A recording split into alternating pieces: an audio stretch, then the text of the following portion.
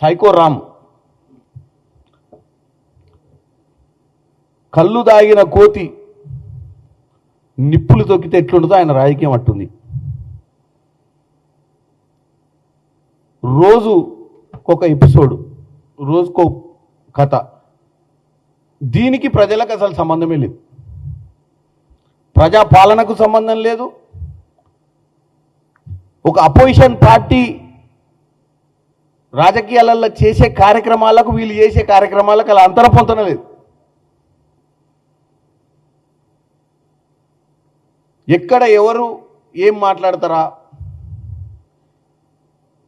ఎక్కడ అక్షరాలు పొల్లు తప్పు మాట్లాడతారా,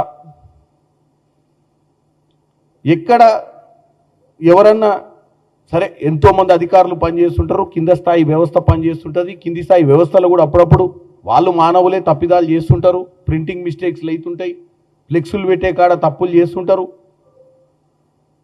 కొంతమందికి విఐపీలు వచ్చినప్పుడు అతి ఉత్సాహంతో మిగతా వాళ్ళందరూ చేస్తున్నా ఎవరో ఒకరు ముందుకొచ్చి ఒక చిన్న తప్పిదమో, నిన్న ఈ యొక్క మిస్ వరల్డ్ కాంపిటీషన్లో వచ్చినటువంటి విదేశీయులు అక్కడికి వెళ్ళినప్పుడు వాళ్ళ టేబుల్స్ వాళ్ళకి వేసి వాళ్ళ టేబుల్స్ మీద వాళ్ళకి వైట్ కర్చీఫ్స్ వేసి కాలు తుడుచుకోవడానికి.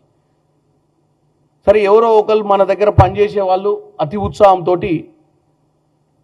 వాళ్ళకి తెలియకనో, ఎందుకంటే అన్ని వ్యవస్థలలో మన బీఆర్ఎస్ పార్టీకి ఉన్నంత తెలివితేటలు అయితే ఉండవు కదా, ఊర్లో వాళ్ళు ఎవరో తెలియకనో వాళ్ళు ఇచ్చినప్పుడు ఎక్కువ మర్యాద చేస్తే ఇంకా మంచి పేరు వస్తుందన్న ఆలోచనతో ఎవరన్నా ఒకళ్ళు ఖర్చీఫ్ వాళ్ళ చేతిలోకి వెళ్ళి తీసుకొని కాళ్ళు అద్దుంటారు.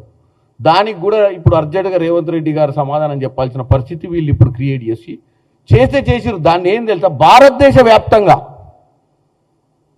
మహిళలకు విలువలేని మహిళల గురించి మాట్లాడే తెలంగాణలో మహిళా ఆత్మగౌరవం ఏమైపోయిందనే సబ్జెక్ట్ని తీసుకొచ్చి దీన్ని మళ్ళీ ట్యాగింగ్ ఎవరికి చేసిర్రు, సోనియా గాంధీ గారికి. పోనీ వీళ్ళు సోషల్ మీడియా వీళ్ళది ఎవరు చూస్తారో చూడరో అని నమ్మకంతో అట్లీస్ట్ కాంగ్రెస్ పార్టీ అధిష్టానానికన్నా చూపించాలని ఇక్కడున్న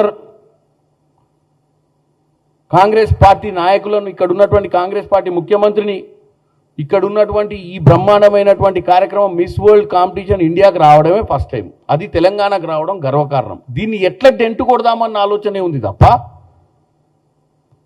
దాని గురించి ఇప్పటి వరకు ఇక్కడ సెలెక్ట్ అయినందుకు అపోజిషన్ పార్టీ కూడా వాస్తవంగా ప్రజలపై 10 ఏళ్ళు అధికారం ఇచ్చి రబ్బర్ చెప్పులు ఉన్న వాళ్ళకు బంగారు పల్లాలకు తీసుకొచ్చింది తెలంగాణలో. వాళ్ళకి అధికారం వచ్చినాక వాళ్ళ ఆస్తులు పెరిగిన విషయం అంటే ఇదంతా వాళ్ళు పెరిగిందే మన మీద.